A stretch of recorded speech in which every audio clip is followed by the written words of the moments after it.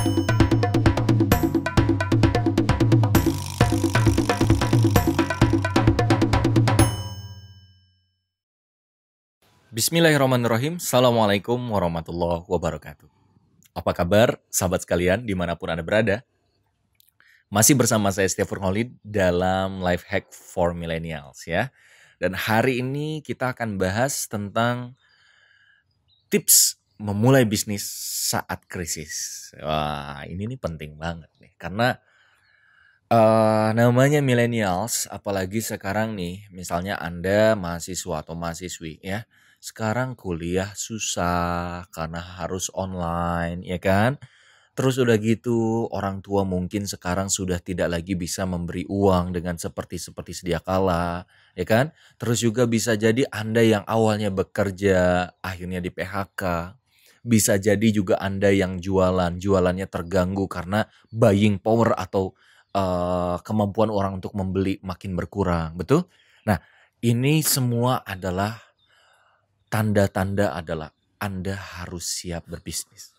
Tapi hati-hati, banyak orang yang ingin berbisnis, mau berbisnis, tapi sebenarnya tidak siap berbisnis. Lalu apa saja tips-tips agar Anda bisa memulai bisnis? Sederhana banget.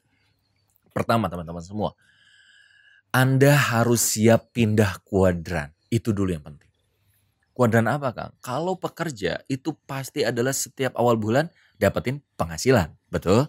Dari upah atau gaji yang diterimanya. Tapi jadi pengusaha, Anda tidak punya fix penghasilan. Siap nggak dengan mentalitas itu?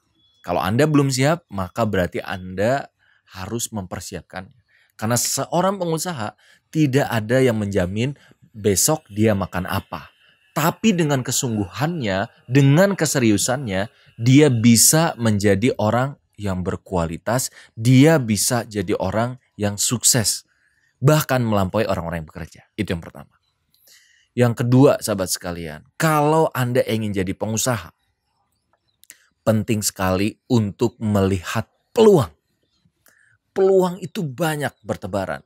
Nih, saat krisis aja. Banyak orang yang akhirnya kreatif.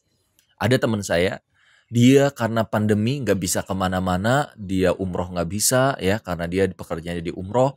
Terus juga usaha-usaha dia juga tutup. Akhirnya dia mulai di depan laptop ngetik, nulis. Selama ini dia udah bertahun-tahun, puluhan tahun gak pernah menyelesaikan tulisannya.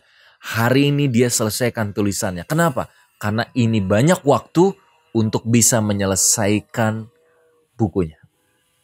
Apalagi yang bisa kita lakukan teman-teman semua? Yang ketiga yang bisa kita lakukan selain melihat peluang adalah berpartner. Ingat, nggak harus pakai uang sendiri. Ini saya kasih ilmu ya, dan ini mungkin ilmu yang banyak disampaikan oleh motivator yang lain. Pakai uang orang lain, ide orang lain, tempat orang lain, bahkan bisa jadi juga pakai tenaga orang lain. Ada namanya bobol, bodol, botol gitu ya. Berani optimis tenaga orang lain botol. Berani optimis dana orang lain bodol gitu ya. Berani optimis gitu. Ketika kita berani dan optimis pakai uang orang lain, artinya berpartner sama teman kita gitu ya. Atau juga dengan tenaga orang lain juga, atau dengan ide orang lain. Gak harus pakai ide kita.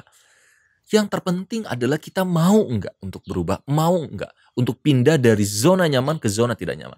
Zona tidak nyaman loh. Kalau Anda bekerja, Anda selalu nyaman, tiap hari selalu ada kejelasan tiap bulan, ya kan? Tapi kalau jadi pengusaha berat. Besok makan apa kita nggak tahu, bulan depan kita punya penghasilan atau enggak. Yang pasti adalah pasti harus ada modal, pasti ada tantangan, pasti ada kompetitor, pasti kita harus memikirkan bagaimana produk yang bagus, ya enggak? Tapi tenang, semua itu ada solusinya kalau kita punya mentalitas jadi seorang yang benar-benar menjadi pengusaha. Maka mulai. Yang keempat teman-teman semua, ya, ketika Anda mau jadi seorang pengusaha, ya, memulai jadi pengusaha saat krisis, Anda bisa minta doa restu orang tua. Banyak orang yang akhirnya tidak jadi pengusaha gara-gara dia tidak mendapatkan restu. Akhirnya dia setengah-setengah. Mau coba usaha setengah-setengah. Mau coba kerja setengah-setengah. Kenapa? Karena belum dapat ridho orang tua. Coba deh. Datangi orang tuamu, peluk orang tuamu, minta doa. Mungkin orang tua kaget. Kenapa kamu? Apa kamu di PHK? Apa? Enggak mah. Aku mau coba untuk cari rezeki, buka keran rezeki yang lain. Walaupun berat. Tapi dengan doa dari orang tua, insya Allah ini akan memperlancar usaha kita untuk meraih cita-cita yang kita inginkan. Yang selanjutnya, yang kelima, sahabat sekalian, persiapkanlah modal. Apa sih modal terpenting jadi pengusaha? Bukan uang. Karena uang bisa dari orang lain. Betul kan? Bisa dana orang lain. Tapi yang terpenting adalah keberanian dan berani mengeksekusi. Ada teman saya, dia bisnis, tapi selalu mau bisnis gitu, tapi selalu memikir, nggak action.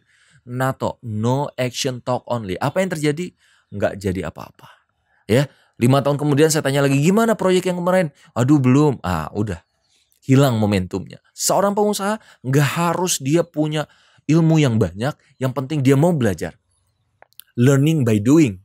Bukan ilmu dulu banyak baru kita praktek. Biasanya jadi nggak praktek, ya kan?